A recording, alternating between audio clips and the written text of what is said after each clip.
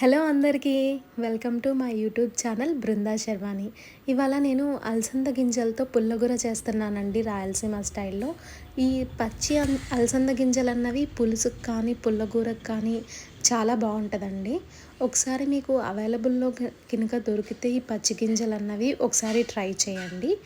Rayalaseema side వాళ్ళకైతే ఈజీగా ఇవి అవైలబుల్లో ఉంటాయండి. ఒకవేళ మీకు కనుక ఇవి దొరకకపోతే మనం వడలకు వేసుకుంటాం కదండి ఎండు అలసంద గింజలు, వాటిని ఒక 4 to 5 అవర్స్ వాటర్లో నానబెట్టేసి బాగా నానిన తర్వాత ఇలా ఈ వీడియోలో చూపిస్తున్నట్టుగా ఒకసారి ట్రై చేసి చూడండి. మీకు ఎలా ట్రై చేస్తే మాత్రం మీకు ఎలా కుదిరిందో నాకు తప్పకుండా కమెంట్స్లో మెన్షన్ చేయండి.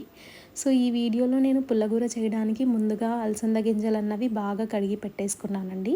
కుక్కర్లో వేస్తున్నానండి. కుక్కర్లో వేస్తే మనకి ఈజీగా 6 to 7 విజిల్స్ వచ్చేసిన వెంటనే బాగా మెత్తగా ఉడికిపోద్దండి.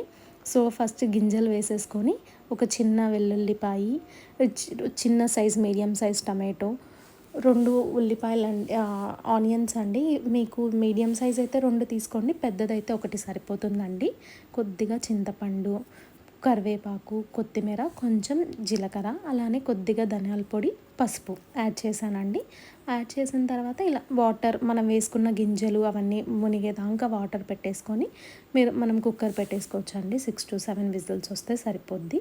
ఒకవేళ మీ దగ్గర ఆకుకూర కనుక అవైలబుల్లో ఉంటే అది కూడా యాడ్ చేసుకోండి. ఏ ఆకుకూరైనా లైక్ ఇదే తోటాకు కానీ గోంగూర కానీ అలా యాడ్ చేసుకున్నా బాగుంటుందండి. ప్లెయిన్గా కూడా బాగుంటుంది.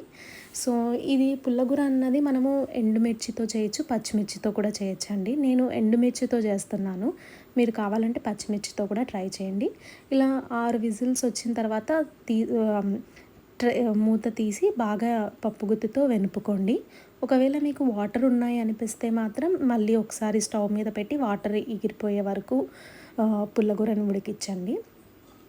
అయిన తర్వాత బాగా మెత్తగా గట్టిగా పప్పులాగా ఎనుపుకోండి. ఇలా ఎనుపుకున్న తర్వాత నేను పక్కన పోపు పెడుతున్నానండి. దీనికి పోపు గింజలు వేసేసి ఒక మీడియం సైజ్ ఆనియన్ని, కరివేపాకు వేసి బాగా డ్రై చేయండి. కొద్దిగా వెల్లుల్లి కూడా యాడ్ చేయండి, మంచి ఫ్లేవర్ టేస్ట్ కూడా వస్తుంది.